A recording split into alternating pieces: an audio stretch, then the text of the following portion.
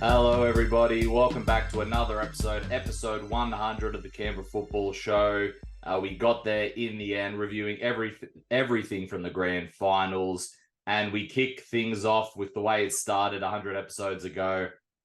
Russ and Michael are joining me. Michael, 100 episodes. Who thought we'd get there?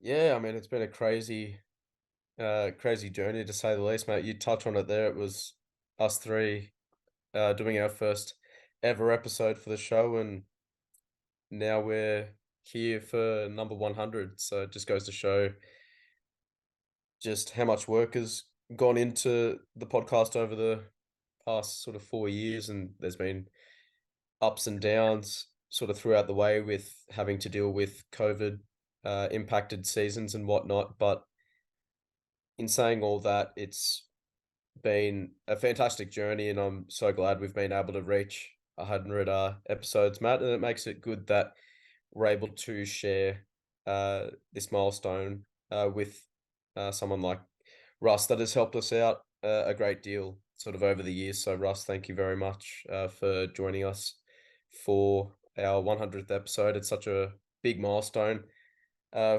for us. I guess, Russ, just quickly before we get into it, 100 episodes for the show. You were here for the first one. Now you're here for the 100th. Uh, Bit of a journey, hasn't it? Yeah, it doesn't feel like 4 years ago, does it? It feels a No. bit sooner than that. But yeah, it's a credit to you guys that you've been able to keep this ticking over. I know I've been a bit absent myself over the last few weeks or so, or months or so, because I've been a bit too busy floating around doing things and life getting in the way. But it's great to be here for the 100th one as well. And look, fair play to you guys and credit. I've seen a lot of these things over the years kick off and people lose interest after a while, and it doesn't go anywhere near what they think it's going to go. I remember having a conversation with you guys when you were thinking about kicking it off way back when, and talking about how you should focus on the local football scene and how you'll be able to pick up a really good following of people if you did that. And you've done just that and more. And it's an absolute credit that you're still going and that people are still interested enough, on our local game to tune in and listen to it and to talk about it. And I know it raises conversations around the place as well, and it's good. I get messages about the show quite a lot, and you guys are doing really well. And absolute pleasure to be here for the 100th episode, which conveniently comes off the back of an exceptional weekend. Yeah, it does. Matt, I guess before we sort of kick it off properly, sort of want to get your sort of thoughts on, the fact that we've gone on this fantastic journey together, and we've reached 100 episodes. I guess what are your sort of thoughts and feelings as it started to really kick in with the last couple of episodes that we had done, the fact that the 100 was edging closer and closer, and now we're here. Yeah, look, I don't want to harp on about it too much. We've probably already done enough of that. But yeah, no, look, it's awesome to see 4 years. Obviously, it all kicked off with a conversation in uni, meeting Russ at that same uni as well, and then making Russ's coffees. And that's essentially how that got all kicked off.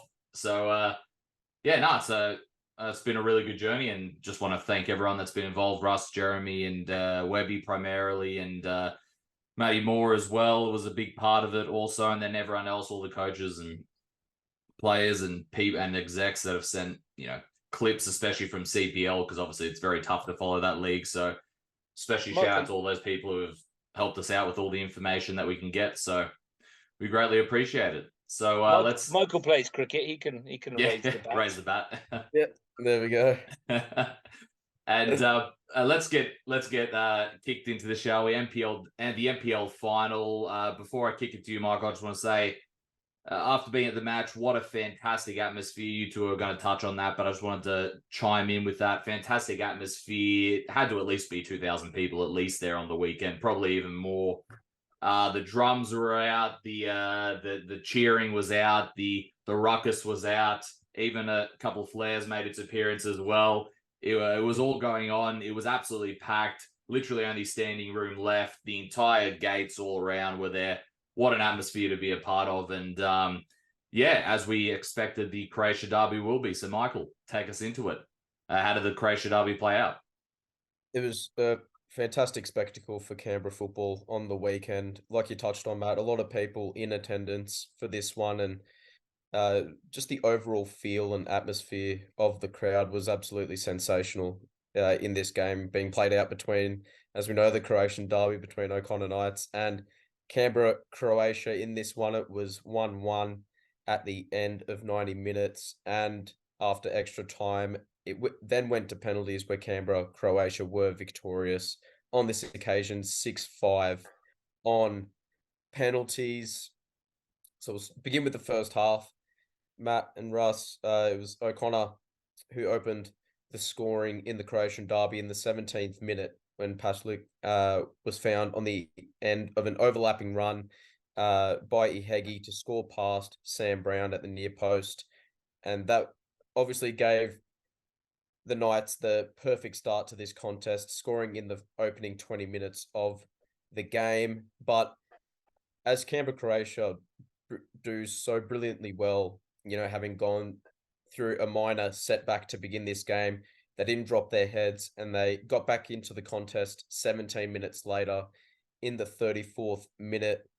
And it was Ahmed Shaibu who popped up yet again when Canberra, Croatia needed him most to make it 1-1. And that was his 16th goal of this campaign. So it's been a great individual campaign from Ahmed Shaibu, as he was found by a brilliant ball by Daniel Coppertaldo from the left flank. So a quality finish for Ahmed Shaibu to get Canberra, Croatia on level terms with the Knights, and that was the scoreline heading into the break.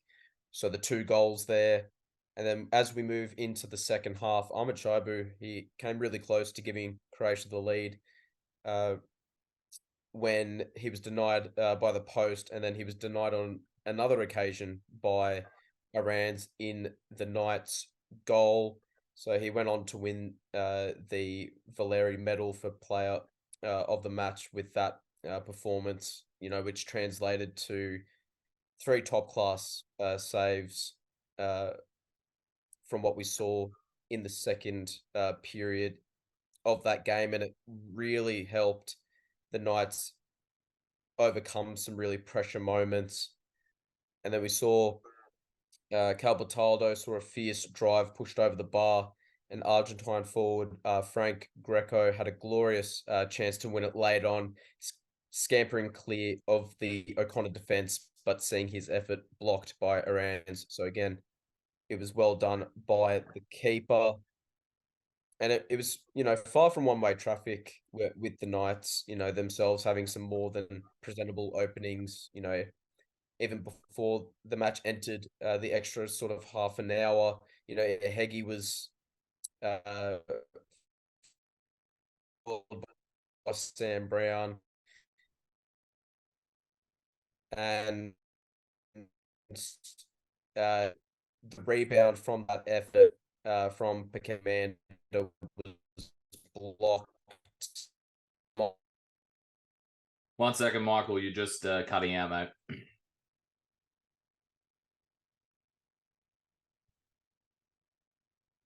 We've lost Michael. Yeah, we've of course, of all days, this is the one that happens. Michael. He's frozen. Have cut out.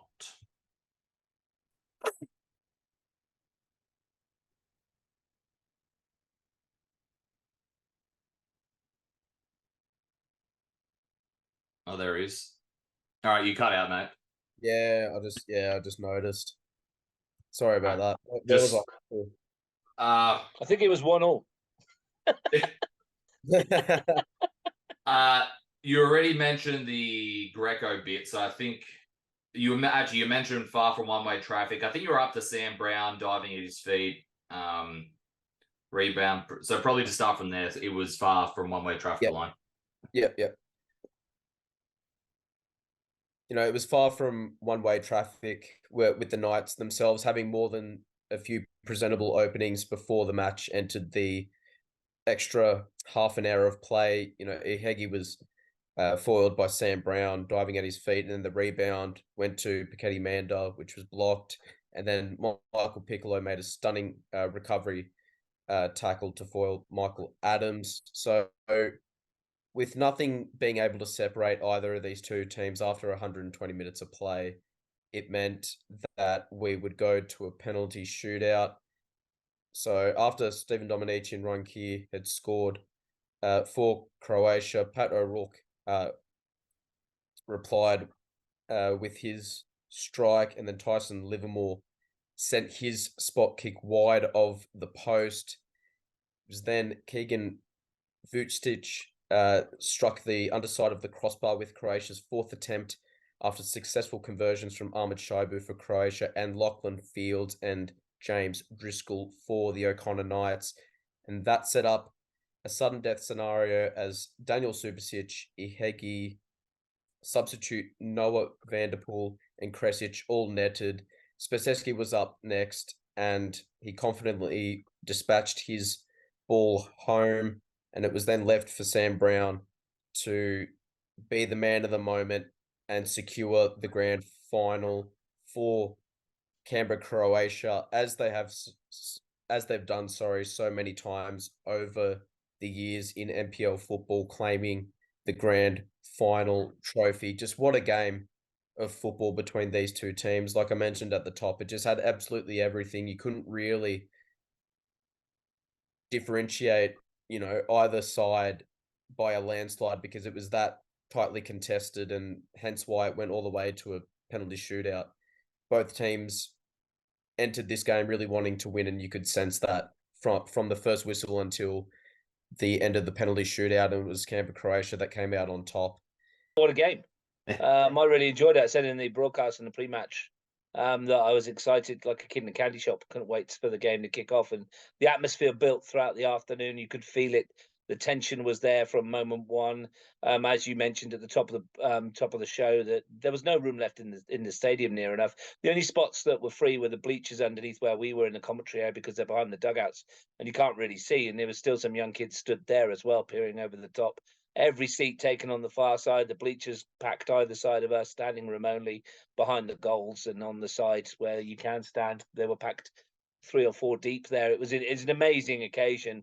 The match lived up to it as well. We knew beforehand that we had two sides that were really evenly matched across the park. I mean, I don't know if you read the pre-match preview that I put up on the Capital Football website, but you couldn't really pick anybody where there was a weakness in either team. The duels throughout were incredible. Both sets of central defenders, both marauding fullbacks, all got up and down the park as we expected them to. The midfield duels, what we thought it would be. The strikers had their say as well. It's perhaps fitting that Harrison Palic scored the opening goal. His run down that right flank after the ball was won in midfield, and a lovely weighted ball from Isostra Hegi to put him in. Sam Brown would have been a little bit disappointed he didn't keep that out. It squeezed under his body at the near post and trickled into the far post, but of course he redeemed himself later tenfold against the same player. I loved the ball in from Colt Batado for the equaliser from Lukman Ahmed Shaibu. I interviewed Lukman after the game, and honestly, he could have had a hat-trick on another day. He scooped one over from close range early on. He hit the post in the second half as well, and he was denied by Sebarans on a third occasion.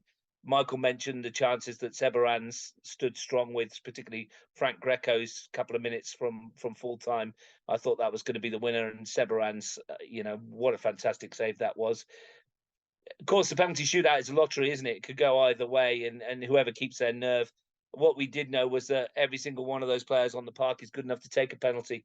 And Harrison Palic was the fall guy. He missed. He wasn't the only one, of course, but his is the one people will remember because Sam Brown saved it, and that made Canberra Croatia the winners. But much as that kick of a football doesn't define Harrison Palic's season, which was absolutely outstanding, losing that grand final on penalties doesn't define the O'Connor Knights season. I interviewed Sam Brown afterwards as well, and he said exactly what we all thinking, that they were the best team all year. They won the league by 15 points. They were by far the best side. The fact they've lost a grand final shouldn't really matter to them. It will, because it'll sting and it'll hurt, and you losing to your neighbours is always hard. You want to win grand finals. That's why you're there. But when they look back on this season and the wounds heal from that defeat, again, it's on the record books, it goes down as a draw. They're still unbeaten in 16 games or whatever it is now. But their season has been immaculate. It's been wonderful to watch. Miro and Alex Trininic there and their support staff in Davin Mehmet and Nick Tyther, they've been superb. They thoroughly deserve every success they get. And that group of players will come back better for this. They've got a lot to do next year to live up to the expectations they put out, the Knights, but I think they can do it. For Canberra, Croatia, we've been saying for a long time now, even when they were sitting 6th and it was looking unlikely that they might make it, if they get in the top 4, nobody wants to play them because they've got quality around that side. They've got firepower around that side. They've got players in every position, 2 or 3 deep sometimes. They're worthy grand final winners. And on the day, they were just about edged it, I think. To come from 4th, it's not the first time we saw it. We've seen teams do it before. We saw Monero Panthers come from 3rd, winning the elimination, the preliminary and the grand final. It's an incredible feat. And you know what? These two will meet again in the Charity Shield, and we'll do it all again next year. Absolutely amazing season from start to finish. You guys shared it with us, and Matt on commentary with me on occasions. I described it as glorious chaos. I think that's what I'm going for the title of the review this year, because it was that from start to finish. Goals aplenty, major talking points, and just a simply wonderful end to the season with a grand final in front of a capacity crowd. You wrapped that up very, very well there, Russ. I echo all those sentiments there, especially about everything you said, not defining those players and the season as well for those teams. I just want some quick thoughts before you head off. Firstly, we've mentioned throughout the season, Wanderers are, of course, relegated to the CPL. How do you think they'll fare next season? They've already announced new coach Bernie Toe as well. So what are your thoughts on the Wanderers for next season? Yeah, it's going to be hard for them, isn't it? That CPL is an incredibly tough competition. I spoke to Goran Jozefovski after the CPL Grand Final I commentated on the weekend. They lost to Ugali, finished 2nd in the division. Their primary aim, like anyone in that division, is to get up into the Premier League, and they're a force to be reckoned with. You look at the other teams that are in and around there as well. ANU, they won the under-23s Grand Final on the weekend. They've got some cracking players in that team. Wagga City Wanderers need to start better. So do Brindabella Blues, but again, tough sides. These are all sides that the Wanderers have got to play next year, and Belconnen United as well in that mix. It's not going to be easy for them at all. They've gone down with no points. You look at that squad and think, well, there's some talent there. Whether they'll be able to keep it is a different story. CPL is a notoriously tough battleground to get out of. We've seen Tuggeranong United do it the first attempt, and everyone thought, well, maybe it's not too difficult. But Belconnen found out how hard it is. Ugali, well, I'm looking forward to seeing them next year. That's a different story. But I think for the Wanderers, it's a big summer coming up.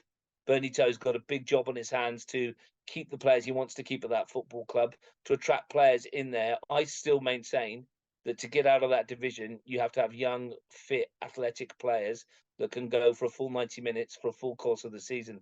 If you can do that, you can overrun sides in that division, because some of the players are at the tail end of their career, good footballers, but perhaps not as fit and physical as they used to be. And we've seen that in a few teams. O'Connor did that when they came up. They were fit and stronger than other sides. Tuggeranong United, much the same as well. And Ugali looked super fit on the weekend. All their players massively trim and huge. I don't know what they feed them in the Riverina with them and Wagga. But for West Canberra Wanderers, like I say, massive summer coming up. Early indications for me are that I think they will struggle to come straight back up, because they've got to start again. And you know what it's like when teams go down. A lot will leave and a lot will come through. I wish them well, but I think it's a big challenge for them. And the team that are replacing them in NPL, of course, you mentioned there, Ugali won the grand final. What do you make of Ugali being in the NPL next season? Of course, a big one for them is if they can travel well and keep the same numbers like they have this season, there's no reason why they can't push some of the top sides. And let's not forget Luke Santolin's words to me, they're not here to make up the numbers. I was just about to say exactly that, and they won't do that because they've got such a much better squad than simply to just be there to be part of it. They're incredibly excited that they're going to be part of it. They've, taken an NPL to the Riverina. They want to be playing the big boys. They want Canberra Croatia down there at Solomad. They want O'Connor Knights down there at Solomad. They want to welcome the Panthers, the Tigers, everybody else. It's a wonderful venue to go to. First thoughts are it's going to be a bit more travelling for ourselves. To get down to Griffith on a few occasions. and do some games down there. But it's always very welcome and hospitable in Griffith. If you haven't been, it's a good occasion to go down. We'll all go down at some stage. We'll make a day of it and have a look. I actually think they're going to do okay if they can keep that squad. I called the game with Mitch Stevens on the weekend, and we were looking around that 11 that they put out on the park, plus the 5 on the bench, the young boys that came on, and you're thinking, oh, I'd like him for my team. You know, you look at people like Isaac Donadell in the middle of the park, just knocking the ball around. Robert Rimmer alongside him, perpetual energy. Joe Priest, outstanding, scored 2 good goals. Will score goals in any team. The defensive pairing, Samuel Rossetti was outstanding. Michael De Pauli is a very good goalkeeper. There's players all around that group that if they were in Canberra, I would be worrying for Luke Santolin and Darren Bailey, who I didn't mention, who's had an excellent season and scored 18 goals or whatever it was. If they were in Canberra, there'd be people trying to cherry pick that side, wouldn't there? Let's be honest. Their advantage is that they're in Griffith. Their home form is phenomenal, because it's very hard to go there and get a result. What they will find this year, though, is that the teams that do go down to play them will be a little bit more, in inverted commas, professional than the sides that they've been playing this year. They'll be a little bit better technique-wise. Of course, they will. They're Premier League sides. They'll be a little bit more prepared than perhaps some of the sides that visited them this year. But we saw Tuggeranong go down there in the Cup and get knocked over. We've seen Ugali come up to Canberra in the Cup and beat sides. And certainly a couple of years ago, they got to the semi-finals and lost 1-0 to a very late Tigers goal in a game they could have won. I think they're going to be a breath of fresh air to this division. And congratulations to Sante Domadel, Luke Santolin, Darren Bailey, and everybody connected with that football club. And I can't wait to see them take the field in NPL for the first time next year. And it's going to be a bit of a journey for them as well. It certainly will be. Now, Russ, to wrap things up, what are your main takeaways from the season? Obviously, glorious chaos. Glorious chaos. Absolutely loved it. I was counting up the other day because I've been keeping a list, and the game on the weekend for me was the 121st match that I've done since January the 27th across numerous competitions, including obviously the FIFA Women's World Cup, where I was super lucky to call some amazing games, including the Australia-England semi and the World Cup final as well, which was a huge experience. Locally, though, for the first kick of the ball from the first game of the season, it's just been so unpredictable. There was games we saw the top 6 in the NPL. Anybody could beat anybody on their day. We weren't sure. Every time we came on this show, every time we spoke off this show, if we were at the game or wherever we were, or just text messages, you just didn't know what was going to happen. You didn't know who was going to win. Even the bottom 2, there was an element of jeopardy there for a while, and they were very competitive, those two sides. Wanderers, we mentioned, could have beaten Tigers. Tuggeranong did take 4 points off of Canberra Olympic, which potentially stopped them winning the league.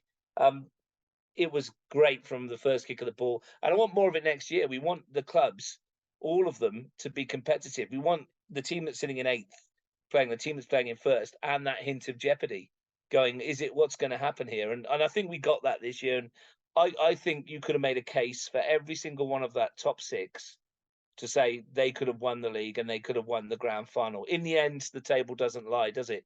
Doesn't always tell you the 100% of the truth. Doesn't tell you the story how you get there. You can read that actually in the end of season review, which will be out sometime in November when I get round to finishing it. But amazing season, one of my favourites that I've seen since I've been here, due to the unpredictability of it all. And as I said, glorious chaos, goal after goal. How many of them in stoppage time? Late drama. You thought a game was done, it wasn't. You thought a team had equalised, only to lose it with the last kick. It was amazing, and one of the best seasons we've seen in Canberra in terms of that. And it'll take some topping next year. Russ, as always, thank you so much. And I know it's only a little bit of a break, but enjoy your break. Yeah, got a little bit of a break. Not too long though. Capital Futsal League comes up soon, and Women's Liberty A League. I'll be doing some stuff, hopefully again for Paramount Plus and Channel 10. Just in conversations with them at the moment. So I get a bit of a break, but all eyes are turning towards the Liberty A League where we're at, and hopefully the CFL gets back off the ground and we can do some stuff about that. But I just want to reiterate before I do go again, guys, that your longevity here is a testament to you two. And your dedication to football in this region and to the local game. It would have been very easy, especially during the COVID times, for you guys to just pack it up and go, it's too hard. Especially now you guys are getting a little bit older and having left university, and you're getting a little bit more responsibility in terms of your work. and in terms of hours, and you know how hard it is to give yourself the time and the dedication to do this every week, and you should be able to pat yourself on the back and be very proud of what you've achieved. Thank you so much, Russ. Greatly appreciate it. Thank you, Russ. Guys. Hello, everybody. Welcome back to our NPLW segment. Returning to the show is Jeremy Magan for episode 100. Jeremy, thank you so much for joining us. And at the top of the broadcast, thank you so much for your contribution in our run to 100. Episode 100, it's amazing. Congratulations, Matt. Congratulations, Michael, when you're listening as well. Exceptional work, boys. It's great. And thank you for having me for that hundreds. And what a time to do a 100th podcast after the weekend that we had. Yeah, I timed it decently well, didn't I? Well done. Yeah, that's and talking about that, that's a perfect sort of segue into what we got. Let's get started here. So we'll go with the grand final, and we'll have a little bit of a chat about the sort of the season wrap up and what are some of the talking points coming out of this season. But we will start with where it all happened on the weekend, 4 p.m. at Deakin Stadium.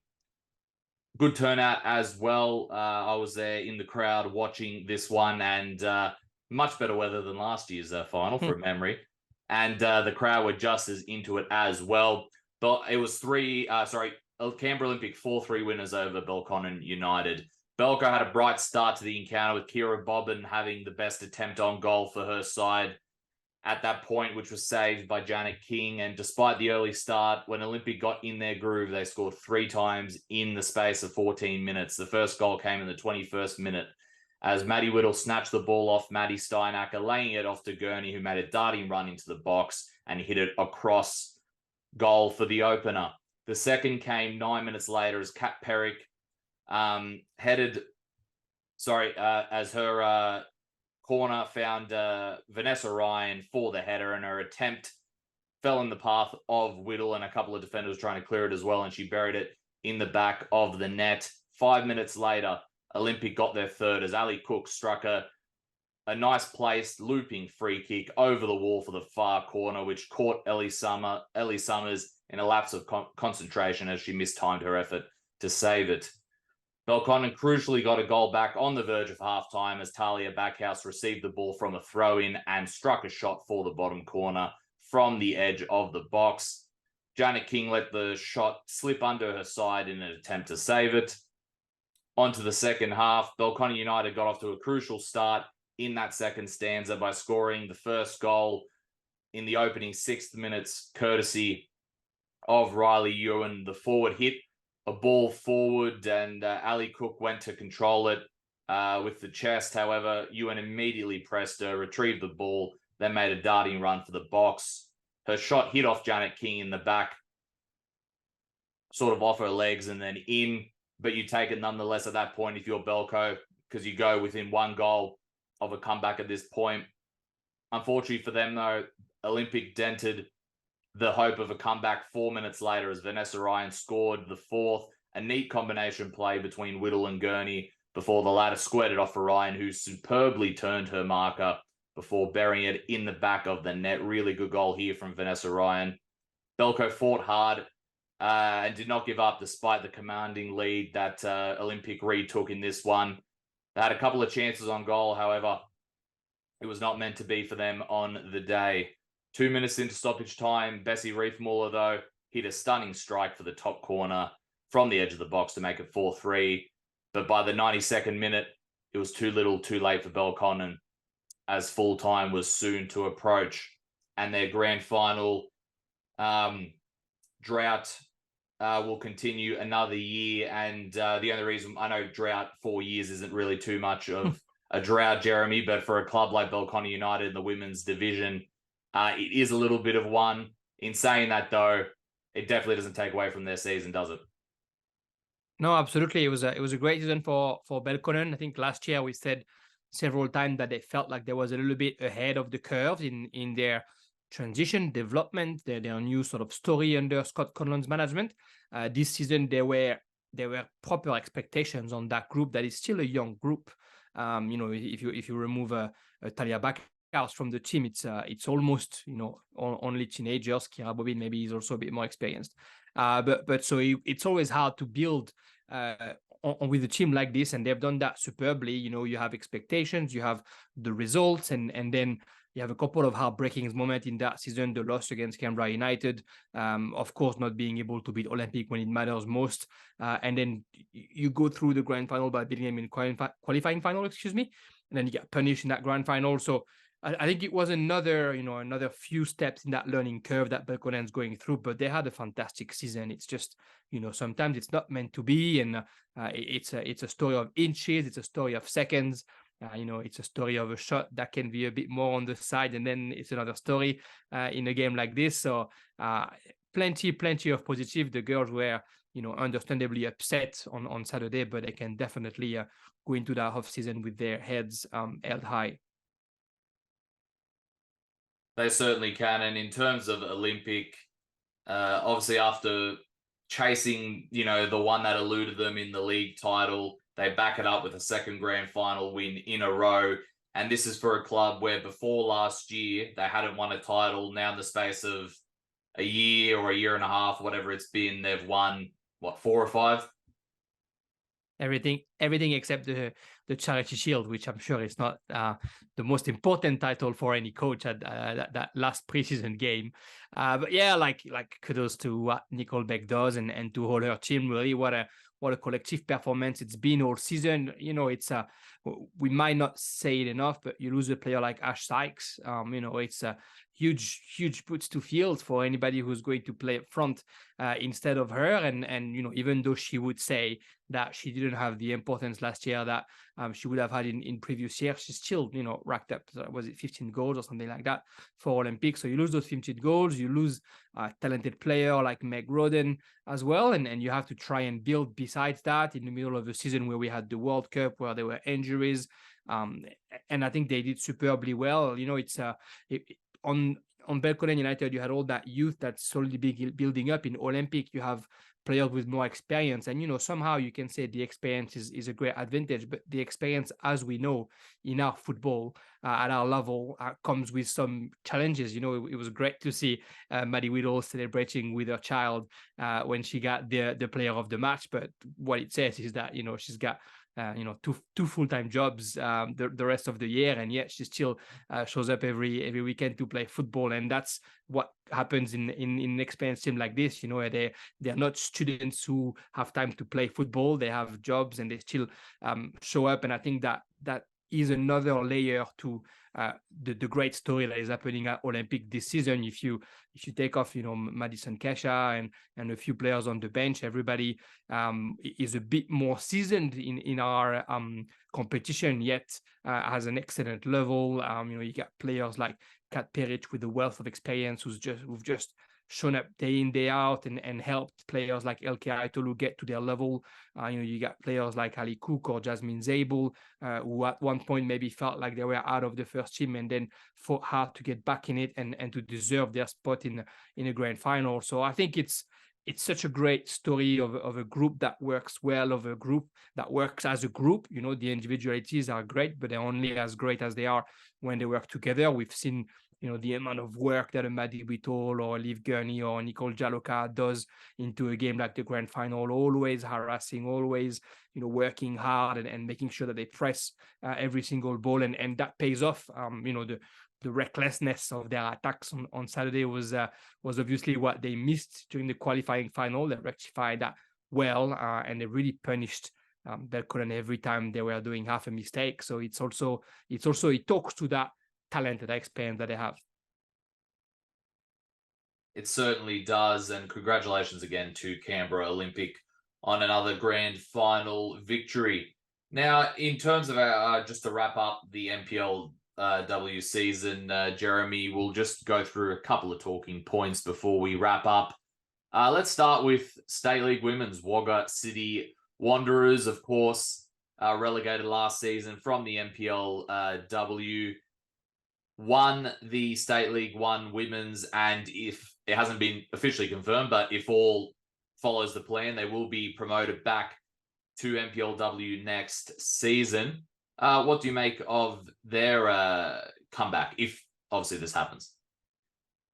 Yeah, I was trying to figure out why and how those promotion relegation worked, but apparently, from what I understand, it's basically up to them. So hopefully, they're keen to take on the challenge and to come and play in WNPL. We know it comes with some challenges when a team from the Riverina comes up. But, I was saying that on commentary on Sunday when we were talking about Lisa Carey, when I started commentating with Capital Football in 2020, they were there, the Wagga City Wanderers, and they were just off a fantastic season in under 17.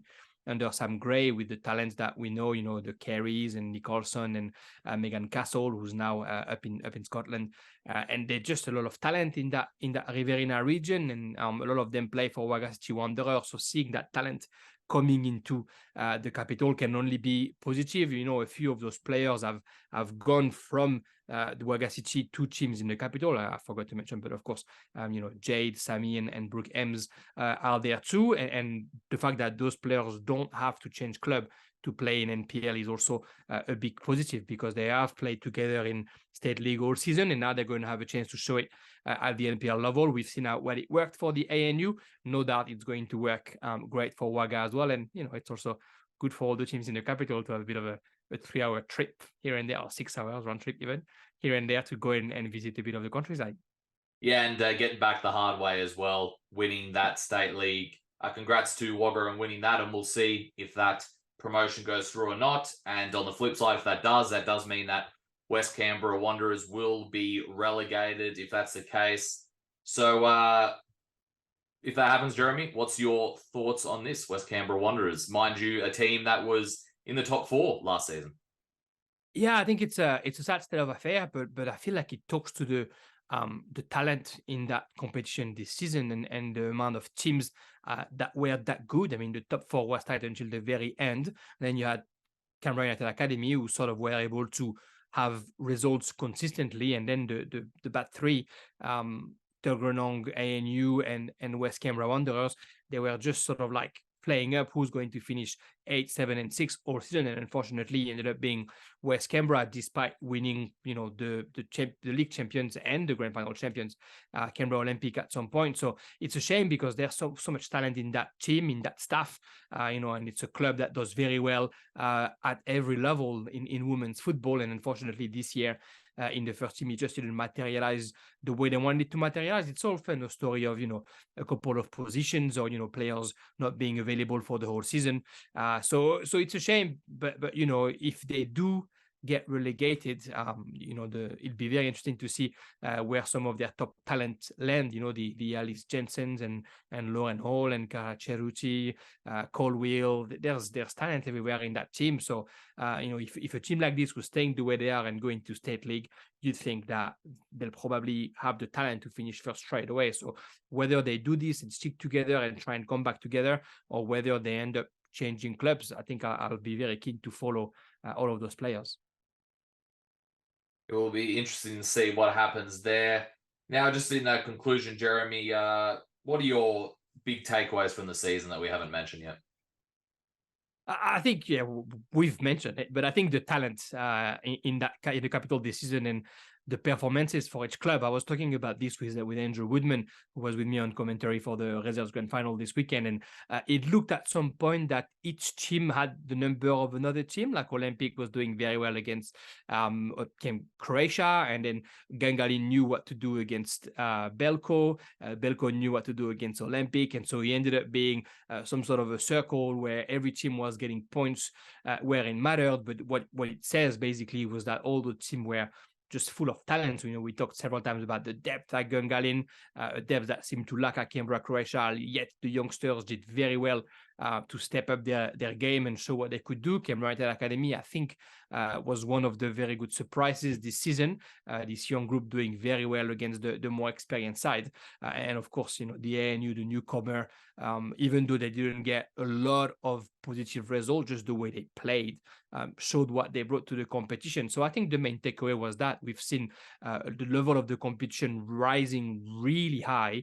You didn't have a couple of teams that sort of, with all due respect, didn't belong in that competition, because on any day, it was any team could beat another one. So I think that's the main takeaway. We've really seen the growth of the game in the capital, and it feels like it's only going to get better when you see that the youngsters at West Canberra are going to the grand final in younger divisions. It shows that there is a talent pool that grows in every single club.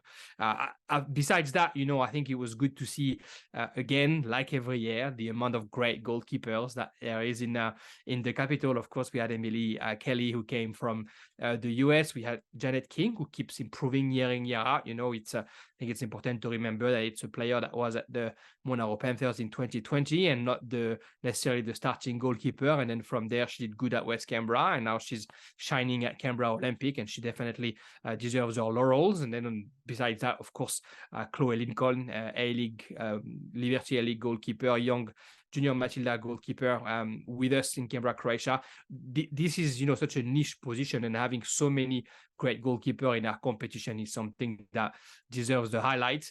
All we are lacking, really, and I'm sure she won't mind if we do, but it's just another striker to challenge a little bit Brittany Palombi to try and see if she's going to get for a fourth consecutive golden boot, or if she's going to let somebody else shine next season. That certainly is the question there. That's us. That's it for us for this segment of the show. Jeremy, any last words before we head off? Anything to plug as well before we head into the end of the season? And I think I saw, just let me double check so I'm not making a fool of myself, but Marseille did not get a very good result this morning. Oh, is that what a way to finish? Reminded me that Marseille lost 4-0 this morning. Very good, man. What a great host you are. I just want to thank you and Michael for all you guys have been doing this season again, and for having me on the show as often as possible. I really appreciate that. Thank you to all the coaches and the players and everybody who's helping on the sideline, the camera crew, and everybody who's very, very kindly answering to me when I'm like, oh, what's the last change and who's the number? And excuse me, ref, can you please spell your name for me because I'm French? So really thank you to everybody who's helped during the whole season. It was a fantastic season, and I'm glad I could be part of it. I'm glad I could be part of the 100th show, man. That's very good. Thanks and congratulations to you and everybody. Thank you. Thanks again for all your contribution as well to the show, and also Stefan Mubers as well. Shout out to him. We forgot to mention him there and all that. Thank you for all your contributions to the show as well. Thank you so much, everybody. That's our NPLW segment. We'll now move on to our CPL segment of episode 100, where we are joined by Chris Webby. Webby, how are we going today? Obviously, rocking the Newcastle United jersey there, loud and proud. How Three jerseys in the back. Yeah. Oh, there's two jerseys in the back. I didn't even realize. Yeah, really good. Really, really good. Yeah, 8-0. What a great way to get up this morning. And look, huge congratulations to you guys. 100 episodes, absolutely amazing. Rocky's start in terms of the COVID and the world that we were living in. We didn't even know if the world would exist 100 episodes and far. But yeah, to keep going with it, it's been fantastic. Thank you, Webby. Yeah, no, thanks, Webby, for the very kind words on us reaching 100 episodes. Matt, do you want to get into the breakdown of this match in the CPL Grand Final for 2023? Yeah, look, it was a wonderful occasion. Beautiful day for football as well at the Riverside, the newly renovated Riverside as well. It hosted quite a few finals games. Now it hosted a grand final. It was pretty much packed as well. All the new sort of the steps there, everyone was sitting on the steps, and then all the new stands and all with the Queanbeyan fans on the left as soon as you walk in, and then all the Ugali fans were on the right. Both sets of fans were nice and loud and cheering and whatnot, so it was really good to see, and it was a great way to cap off a great weekend of finals football with this CPL Grand Final. 21, I forgot to mention what the score was. I was too busy setting the scene there. It was Ugali 3-0 victors over Queanbeyan City on the day. 21 minutes into the first stanza, Ugali struck first. Darren Bailey whipped in a corner kick for the far post to Isaac Donadell, who leaped highest to square it back in goals via a header for Joe Priest, who also got a final header, and for that first goal. Nico Abbott had Queanbeyan's best chance of the first half, saved by the Ugali skipper, Michael DePaoli. Not long after their opener, Joe Priest came close to scoring a brace before the halftime interval as his attempt around Middleton hit the post. Now onto the second half. Ugali doubled their advantage 9 minutes into that second half as Joe Priest struck a shot which Middleton saved. However, palmed it off into the path for Priest, who squared it back for Mason Donadell for the goal. Middleton once again was at the ready for the rest of the encounter as he saved attempts from Josh DeRossi and Joe Priest. Despite their efforts, there was no stopping Ugali gaining another goal and a hand on the trophy in the process 3 minutes before time. Joe Priest received the ball out wide with loads of space for him to make a beeline for the Queanbeyan goal mouth, with no one able to catch him. When it looked like he was going to hit it for the far post, when he was one-on-one with Middleton, he neatly tucked it in at the near post between the keeper in the beating the keeper on his side in the process. You have to say on the day it was a deserved victory for Ugali. Queanbeyan were just not able to take a grasp of the game as Ugali made it very difficult for Queanbeyan. Webby, what were your thoughts on this one? Like I said there, Ugali deserved winners in the end. Yeah, look, huge congratulations to Ugali. I think on the balance, they were the better team. Definitely controlled possession in both halves. Most of the game was definitely played in their attacking half. In the first half, Queanbeyan looked quite dangerous on the break. There were a few chances in there that they could have put away. Gianpaolo looked really good. He was kind of floating out onto that left and picking up balls, and he was kind of slotting a few passes. Gabriel was making runs past him, and he put a nice, I think I can remember one, a really nice floating ball over the top that to Nico Abbott that I think he should have done a better with. He ended up getting a pretty good contact and blasting it over the bar. But, there were always those warning signs from Queanbeyan, but really Ugali looked in control and, just the pressure to win them a corner and then to, capitalise on that corner. Joe Priest was he's a man possessed at the moment, just the last, that whole final series. And, look, a great goal then. And then from, I think, once they were 1-0 up, I just couldn't see Queanbeyan really getting back into it, even at one goal. And then that second goal really, it was that pressure from Mason Donadell. There was a square pass from the centre backs at Queanbeyan, and he just pressured it in, got a little toe in. Joe Priest kind of went through, shot it, saved, fell back to Donadell, and he smacked it in. And great finish too. And I think that was it. Game over then. I really couldn't see Queanbeyan coming back into it. And as you said, I loved that finish at the end.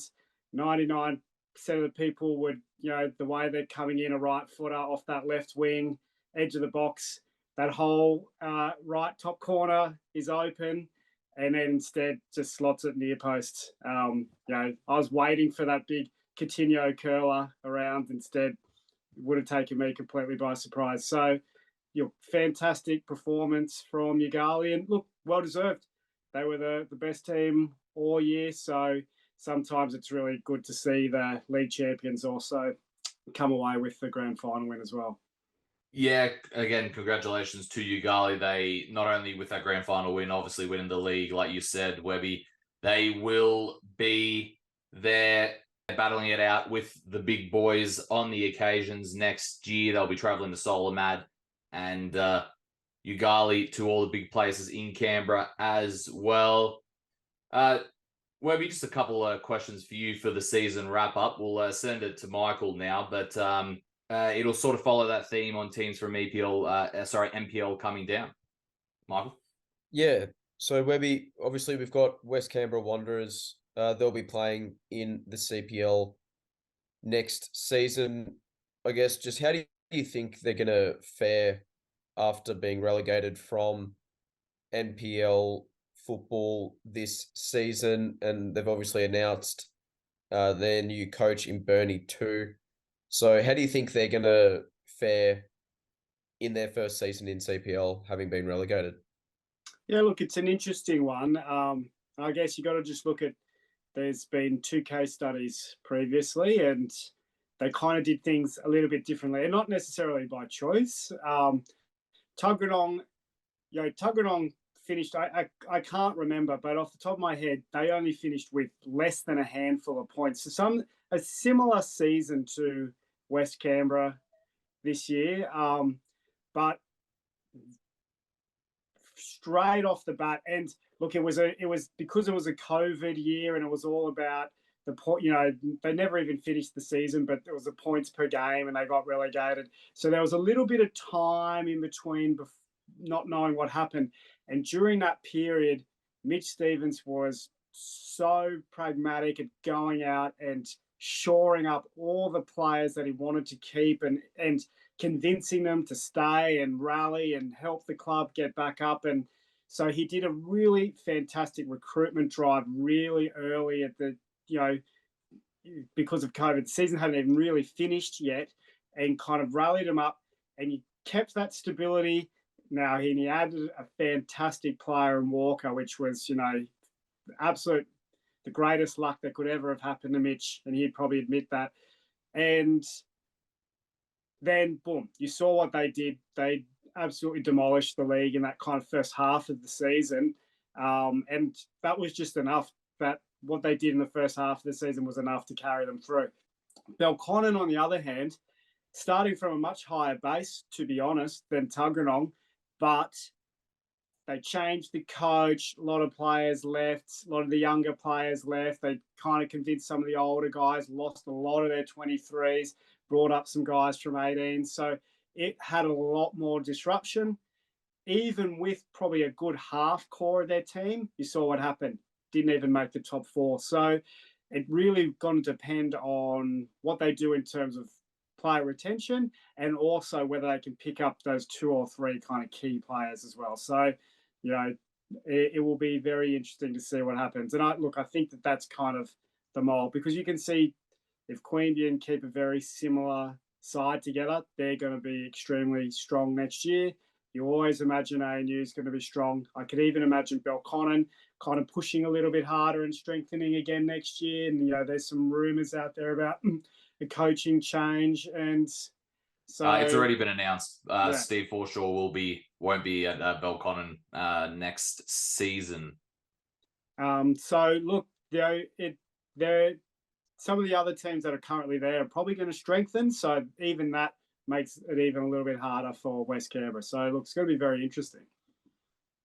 Yeah, it certainly will be interesting. I'm keen to see how CPL will definitely play out next season. But Webby, just wanted to quickly get your thoughts on State League 1 this season. You, of course, had a first-hand glance in that competition. Do you just want to quickly share your overall thoughts on the season in review for the State League 1 competition? Yeah, look, State League 1 was a really fantastic competition. I dabbled. I had a team and that we went down to State League 1 about 6 years ago, and we won the league in a canter. I think we won 15 straight matches and won the league. Coming back down again, like 7 years later, it is exponentially stronger. It was a really, really solid quality competition. For example, guys might know, Bell North had an extremely strong team. They've got about 6 or 7 gunners. So Boomerangs, futsal players in their team, futsal roos in there, lots of ex-NPL players, NPL Team of the Year players like Nick Rathjen and Mikey Ronaldo, and some really top quality players. And they ended up 6th in the competition when it, just shows how strong it was. Look, really, really top quality. The top 7 clubs were really good, and it was a really good fight in there. 2 Western teams did quite well. The 2 ANU teams were very, very strong, and University of Canberra also had quite a strong team in there. But Western won the league. They're a very, very strong Western side, full of ex-NPL players. A lot of known names in there, probably on the wrong side of 35, but they actually won with such a lead. It was actually quite surprising, given what I said, how strong the rest of the competition was. But it showed just how amazingly consistent they were. They weren't blowing teams away, but they were just winning every game, win, win, win. So they won the league and they backed it up and won the grand final.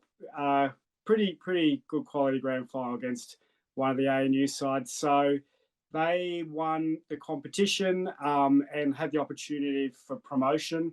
So I'm not quite sure where that's at, but I would say, look, I'd be surprised if they end up retaking that, seeing as, you know, we dropped out of CPL last year on our own accord. So I'm not sure if things in the environment at Western have changed enough to push for a promotion spot. So, you know, I think Gungal and Juventus will be preying on that not happening, but we'll see when that gets pushed and announced. But look, it was a really, really strong competition, and kind of excited to do it again next year. I thought, I'm not sure what it'll be like, but it was actually very, very good. So yeah, it was good quality. Yeah, no, it certainly was, and it will be interesting to see what happens with that situation there with Canberra Juventus. Obviously, they finished at the bottom of the CPL standings. And Webby, I guess before we let you go, just shifting back to CPL now, what were some of your biggest takeaways from the CPL competition this season? Look, I've probably harped on about it a fair bit. You know, the surprise that Belconnen didn't challenge for the title, but didn't even make the top four. Like I said, seeing them in pre-season in the cup games, they were just electric in those cup games, and you know, they knocked off Queanbeyan and they knocked off Brindabella, and they looked really, really strong. And I thought, these guys look in that kind of similar vein to how Tuggeranong started that season, but it just didn't click for them. On the other side, you know, Ugali were very slow out of the blocks, so I kind of, you know, had almost slightly written them off very early in the season, and then just how amazingly consistent they were. ANU, look, I think I'll be a very harsh critic. I think quite disappointing. Again, just because I set such high standards. To me, they're an NPL quality side, but it just didn't click for them this year. And, you know, they just kind of scraped into, you know, even last year, we're probably kind of saying that they probably had a disappointing year under Talau. Well, their results were probably even slightly worse this year. So it'll be interesting to see what happens. I could see a few of their kind of elder statesmen who have been, you know, key to their success over a long time, possibly retiring. I'd be very interested to see if a few of them go around again next year. You know, Wagga was an interesting one where they were probably surprisingly good at the very start, but then quite disappointing to drop off so much. Brindabella, again, we were nothing out of the ordinary. They're kind of a little bit slow to start and then just pick up the pace at the end. And they were probably a little bit unlucky. They just left their race a little bit too late. And yeah, it'll be interesting to see what they do. It'll be interesting to see what White Eagles do next year. I think we talked about at the start of the year. They lost so many players last year. I was never really expecting too much from White Eagles. I probably didn't expect them to be in a huge relegation battle for majority of the season, but it'll be very interesting to see what they do to try and rebound and get back to their former glory. So look, lots and lots of interesting stuff.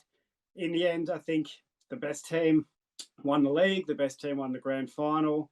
You know, just looking at that team, and especially the game against ANU, their final against ANU, I kind of think that front four of, and again, if they can keep them all together, you know, if Bailey and Priest and DeRossi and Mason Donadell, that front four is NPL quality, definitely NPL quality, top four.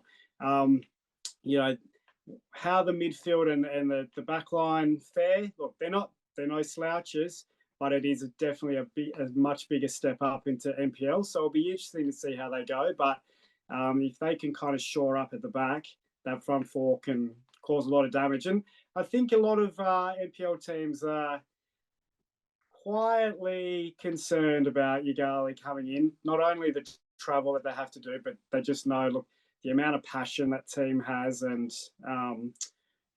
some of the individual quality in there, they could be very dangerous. No, they certainly will be very dangerous customers to NPL football next season. I think, a lot of those teams in NPL are going to be sort of looking over their shoulder, because Ugali, they were absolutely sensational this season, despite the slow start, like you mentioned, Webby, but they just managed to turn that sort of inconsistent form at the start of the year into good performances and winning football matches, and it resulted them getting promoted to NPL and obviously winning the CPL grand final as well. So a great season for Ugali. But Webby, thanks for coming on the show and sharing your thoughts on the CPL grand final for 2023, and ultimately sharing your thoughts on the season as a whole as well. It's always a pleasure having you on the show, and thanks for coming on. Do you have any sort of last words before we let you go today? No, look, just congratulations to Ugali on a fantastic season. Congratulations to you both for 100 episodes. And congratulations to Newcastle for a fantastic game this morning. So, yeah, had to get that one in there. Had to get that one in. Let's not mention their abysmal performance against Milan in the Champions League, shall we? Look, solid performance. Point away, it's a solid point. Perfect. It's a solid point away from home. You take it. I was hoping to see 5 goals for Isaac when I saw that scoreline this morning to help my EPL fantasy team, but just one. Just the one. 8 different goal scorers. So it's a team game. First time in history, I think, in the Premier League. 8 goals scored and eight different goal scorers. So there you go. Remarkable. Yeah, that's it. Michael, any last words from you before we head off? No, I mean, look, we've talked about it at different stages of this episode, but it's been a great show, and like I was saying about CPL this season, we all had sort of, I guess, different expectations of what we thought was going to happen in terms of who we thought was going to get promoted, who was going to get relegated and whatnot. And I think this season just proved so many different storylines playing out. And obviously, Webby touched on the fact that, Belconnen United didn't come down to CPL and, I guess, put the performances in that we expected them straight away. But, I mean, it was just a fascinating season in general for CPL football, and hopefully that continues into next season. Just one interesting fact, I've totally forgot that Ugali's eternal rivals, Harnwood, actually played in the Wagga grand final at the same time yesterday and also won. So, pretty good stuff coming out of Griffith. Big day for them. Yeah, I was watching the final with a mate of mine. Shout out to Nick Bellato. He's from Griffith as well, and he was just like, is this the first time Ugali and Tanwood have ever won, a grand final on the same day? Obviously, they're rivals, to say the least. Would you say? You would know more about it than me, Webby, but Griffith football well represented on that grand final day. Good goal as well. I think Nick sent me the goal. It was a really good run for that one as well. I'm not sure if you saw that, Webby. Yeah, I saw it because it was live on Bar TV. Yeah, certainly was. And that's it for episode 100. Again, thank you so much to everyone for joining us and listening over the last 4 years. Thank you to Webby, Jeremy, Russ, as well, Matty Moore, all the coaches, all the players that have joined us for either an interview, audio, video, whatever it may be. The CPL and the execs and some of the presidents I've talked to and helped us with not just this, but commentary as well. And obviously everyone in the CPL coaches and staff that have sent me all the goals and whatnot, because obviously very difficult to call when there's no constant footage, as I mentioned at the start of the show. So thanks so much, everybody, for making this show a success. And that's episode 100, and that's a wrap for the season. What a great way to end the season. Now everyone can enjoy a good break, enjoy the nice weather, enjoy the European football, and most importantly, thank you, everybody, and enjoy the summer.